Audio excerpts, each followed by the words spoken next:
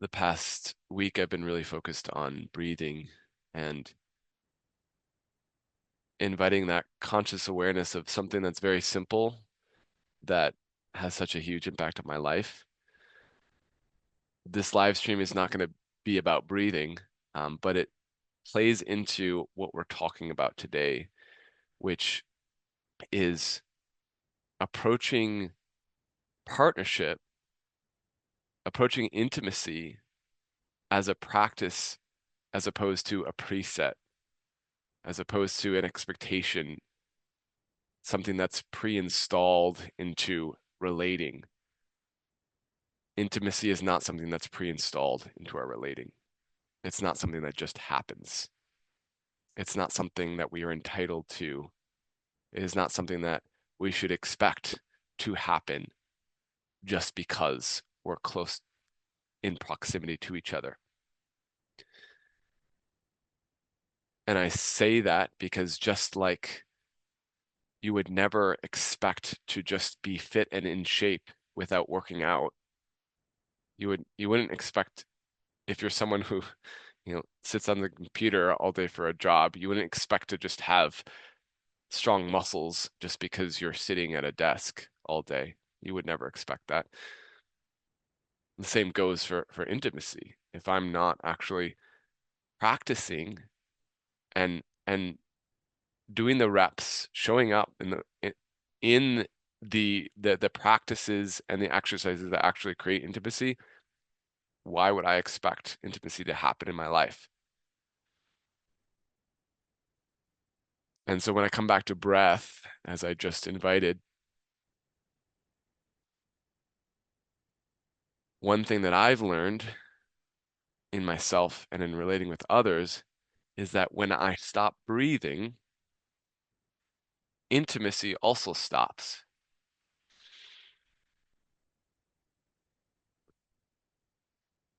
And just now, I noticed as I was speaking, I stopped breathing. There was a moment there where I started to feel fear because I was not breathing anymore.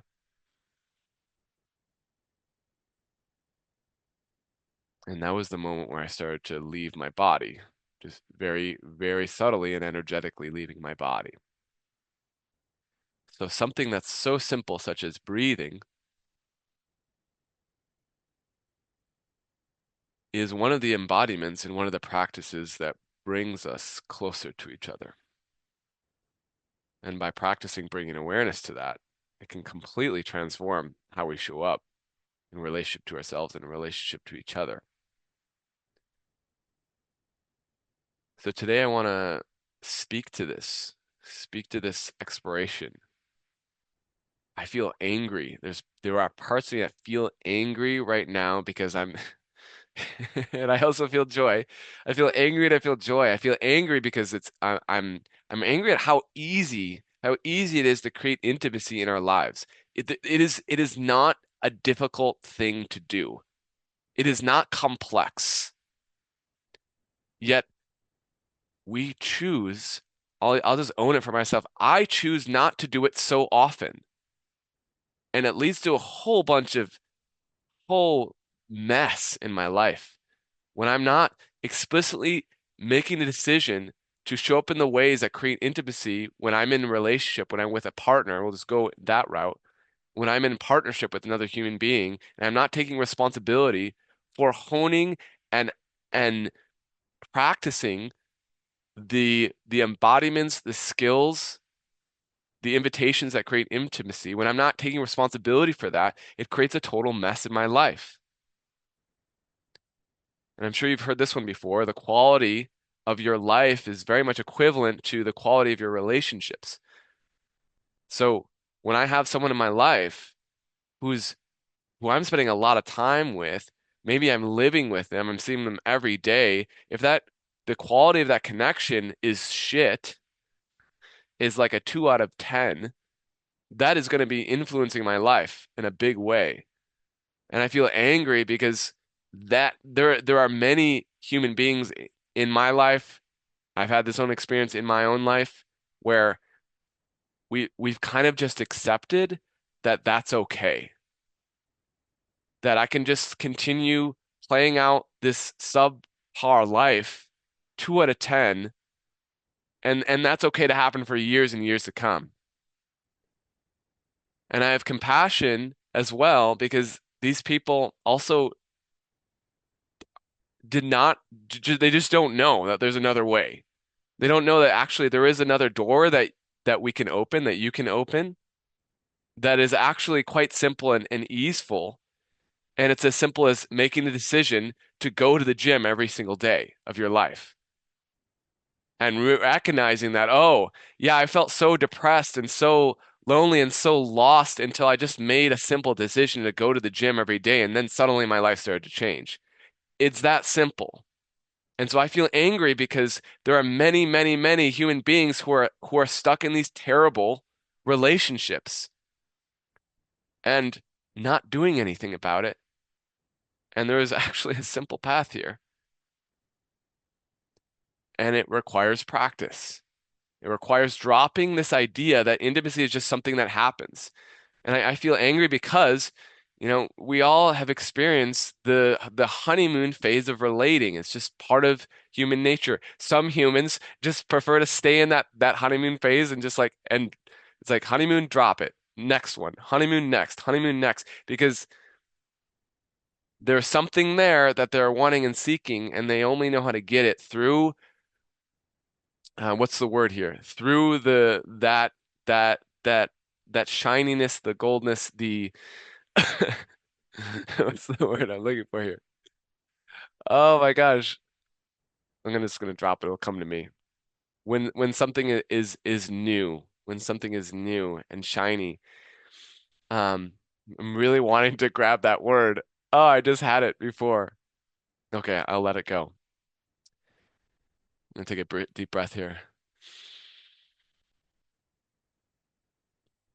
Novelty, novelty. So for some of us, novelty actually invites us into these particular embodiments and attunement and awareness and sensitivity that actually does create the type of intimacy that we desperately long for in our lives.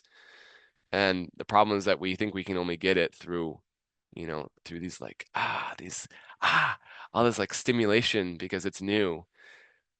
And so I think there is some sort of assumption that when I meet someone for the first time and I'm feeling that energy, that it's just gonna last. Like, oh, this is it. And I can see my eyes are like lit up, like, this is how it's always gonna be. Oh my gosh, great. I don't have to do anything different. I found the one. I found the person that's just gonna meet me in this way.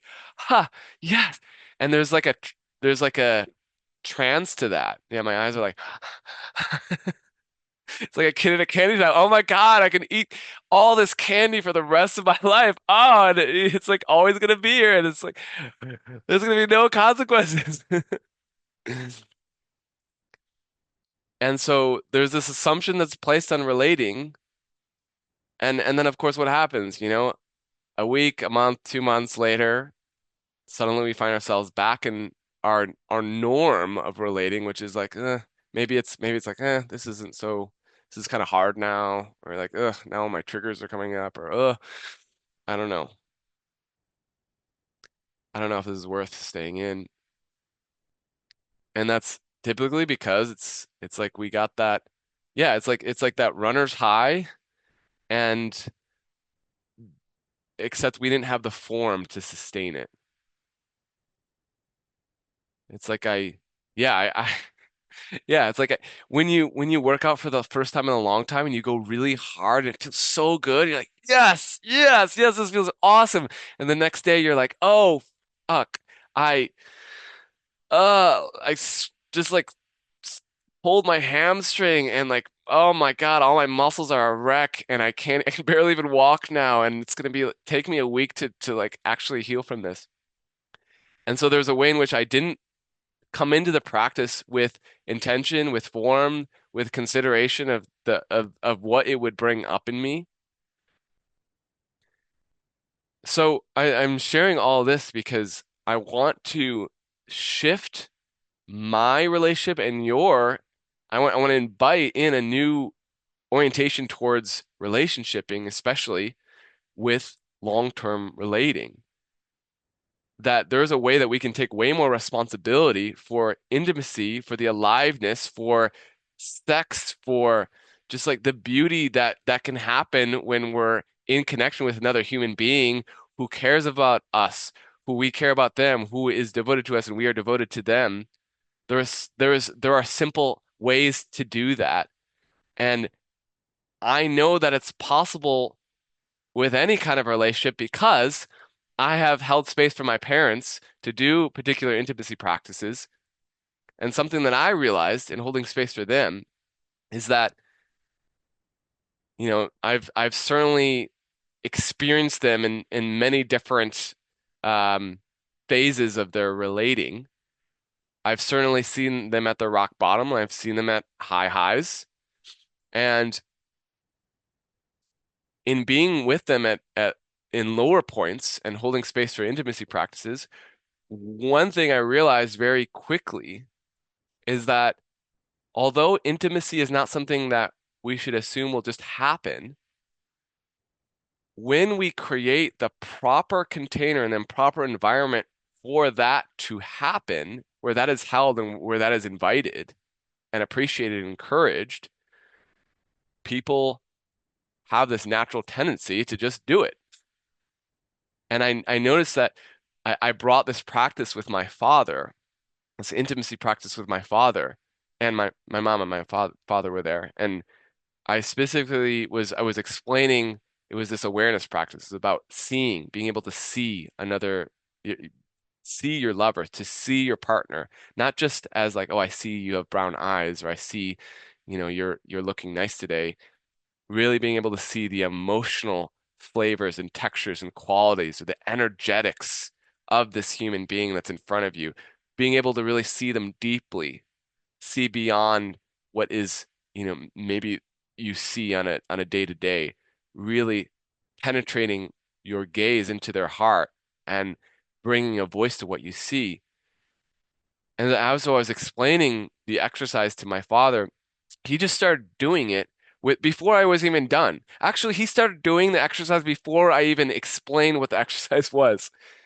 He was just immediately tuned in, totally penetrating my mom in the most penetrating her heart in a beautiful way where I was like, oh my God, Dad, you know how to do this. Like, you know how to do this. It's just not, for whatever reason, it's just not the preset. It's not your preset.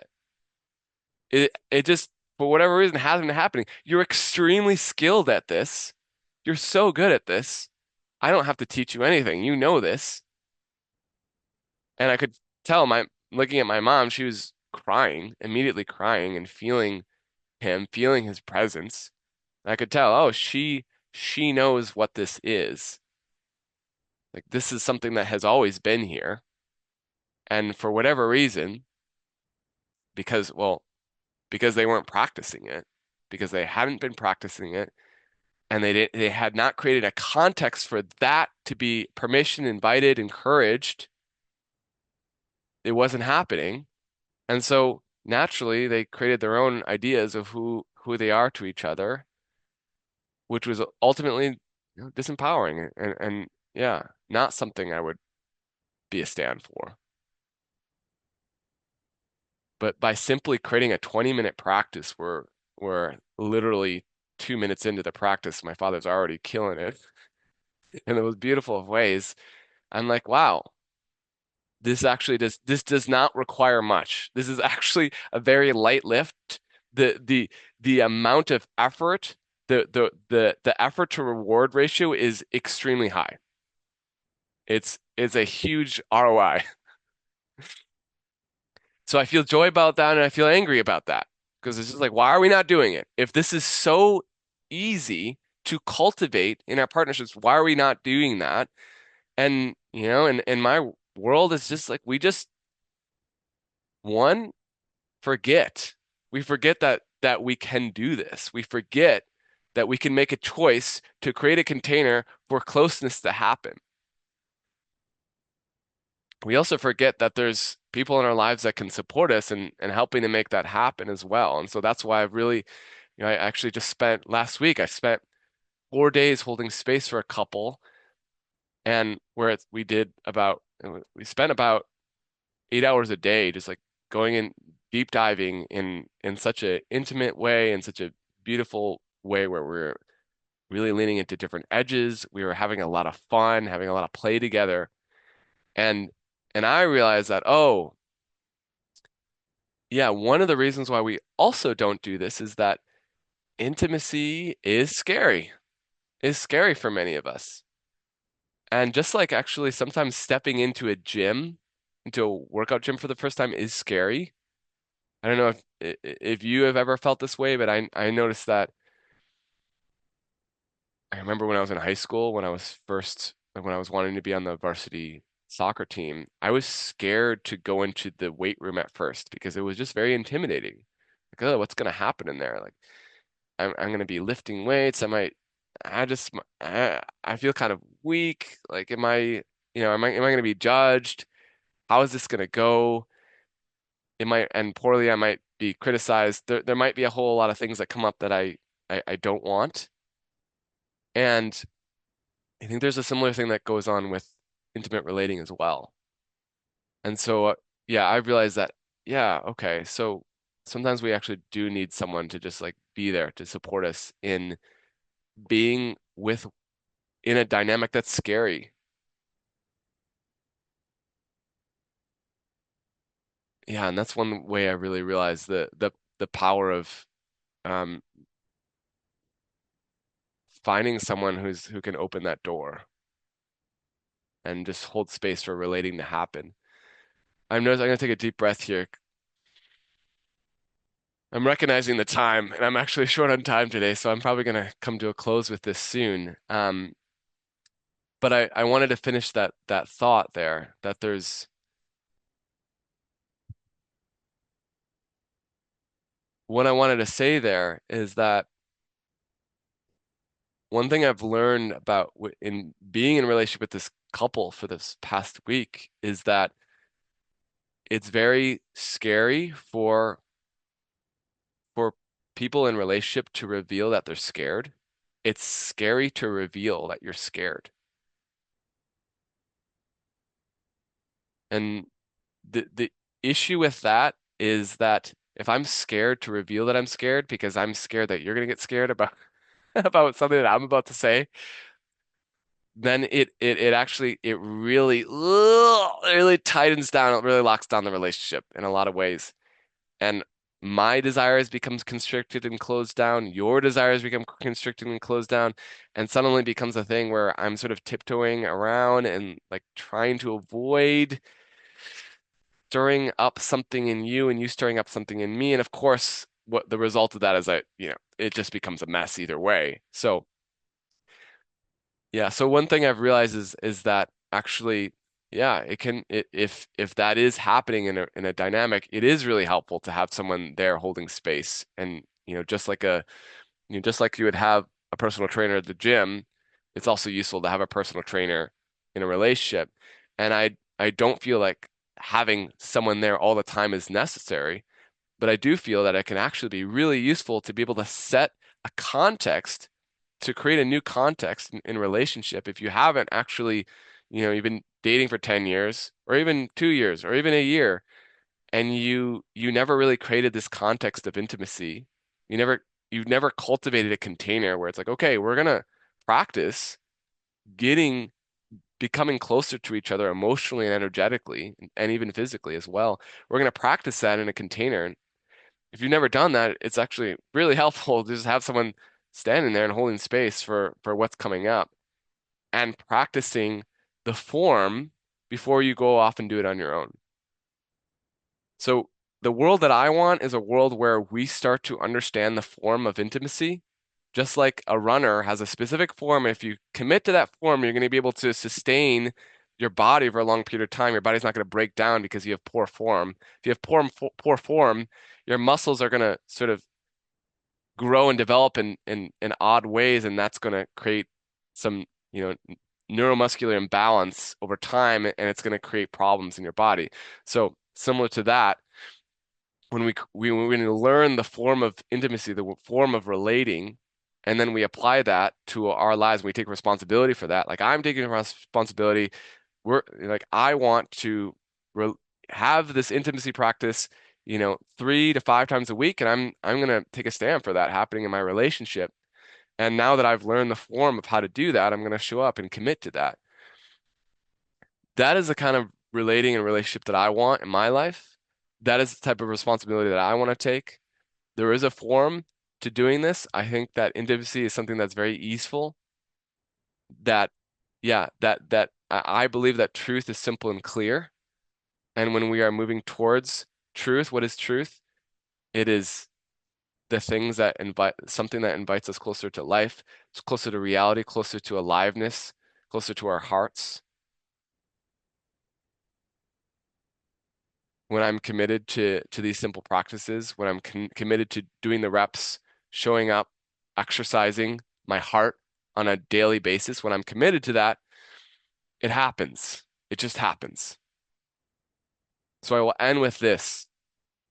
If you want a relationship, any type of relationship in your life that is that creates intimacy, that feels close, that feels alive, that feels connected, that feels like a place where you can be like, I feel safe and I can just be who I am. If that's something that you want in your life, don't hold it as something you are entitled to. Don't treat it as an expectation. Don't assume that that's going to happen. Instead, I invite you to take responsibility for that. I invite you to make that a pragmatic part of your life that you choose, that you call others into with you, and that you choose a partner that wants that too. So, with that, I close and thank you for being with me on this journey. And yeah, I think I'm noticing I'm closing with sadness. And yeah, and I feel sad because, yeah, I. I grew up in environments where intimacy was not happening as much as I would hope it would happen. And I don't want to continue living in a world where we've just created this assumption that it's not going to happen because it absolutely can. And it really begins with a choice. It's really a choice. Just as everything that we want in life begins with a choice. So let's take some more responsibility for creating a better world, and that begins in our home.